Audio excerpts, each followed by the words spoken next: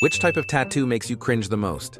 1. A defendant in the courtroom I clerked in during law school had homicide tattooed on his face, over his eyebrow. Not a great look. 2. Memes. The thought that a lot of people have dead memes from 2017 in their arms or legs is kind of funny. 3. Knew of a guy once who had dubstep tattooed on his chest in very, very large letters. He also insisted that dubstep was the future of music and was here to stay. 4. I have a tramp stamp that says, "No regrets," in very fancy cursive. It's the only tattoo my dad laughed at rather than cringed. I can judge no one. 5. I don't know the exact English word, but in German it's called ass antlers. I'm not sure what it's actually supposed to represent, but it kind of looks like you've got a deer tossing your salad inside your pants. 6. Tattoos that are gifts from you to someone else. For example, for your birthday, I got your birth date tattooed on me, and tattoos with spelling errors. Example, were you really there if you think you were there? 7. Nothing says, I've been to prison for cooking meth in my trailer, like a Joker neck or face tattoo. 8. Lips on the neck. I get it. You're a gangster